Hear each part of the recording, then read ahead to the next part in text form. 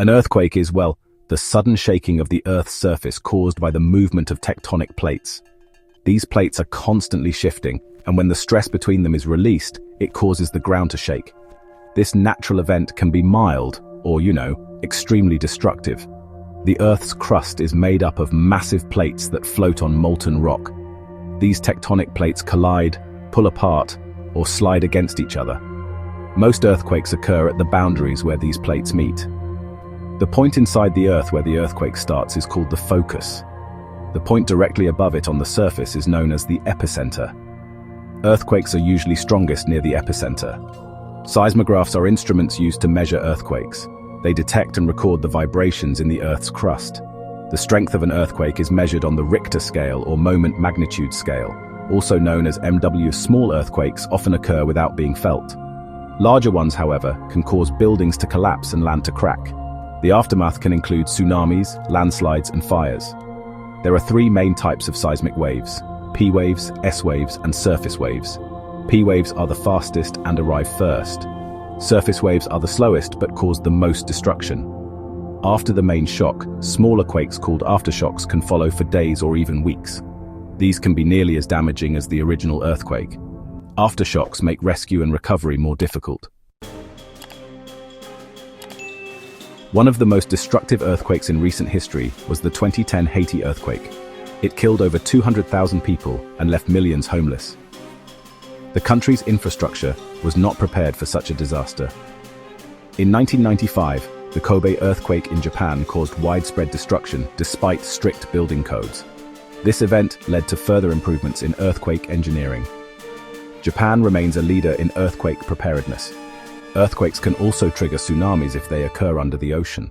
The sudden shift of the seafloor displaces water, sending massive waves toward land. These waves can travel thousands of kilometers across oceans.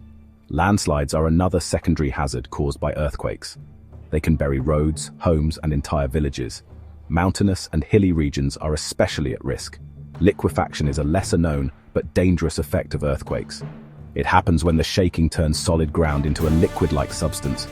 Buildings can sink or tilt during this process. The Ring of Fire is a zone around the Pacific Ocean known for frequent earthquakes and volcanic activity. Countries like Indonesia, Japan, Chile, and the United States West Coast are located in this zone. They experience some of the world's strongest quakes. Most earthquakes happen with little warning. However, scientists can monitor seismic activity and identify patterns. Early warning systems can provide seconds to minutes of advance notice. Building structures to withstand earthquakes is critical in high-risk areas. Architects use flexible foundations, shock absorbers, and strong materials. Retrofitting old buildings also saves lives.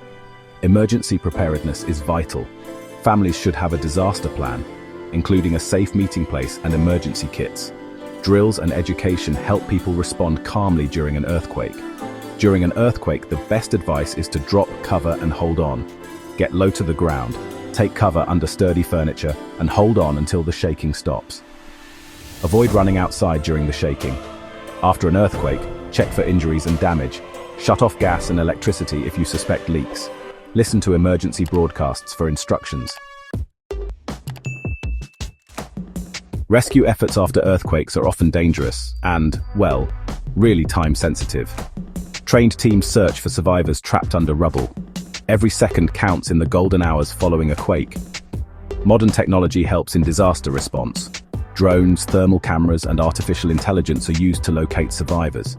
Satellites provide real-time updates on damage and road conditions. In addition to science, some cultures have traditional stories and signs believed to predict earthquakes. While these are not scientifically proven, they often raise awareness and preparedness in communities. Earthquake insurance is important in high-risk areas. It helps individuals and communities rebuild faster. Governments may also offer financial aid and temporary shelters. Global cooperation improves earthquake research. Countries share seismic data to develop better models and prediction systems. International aid often supports recovery in affected regions.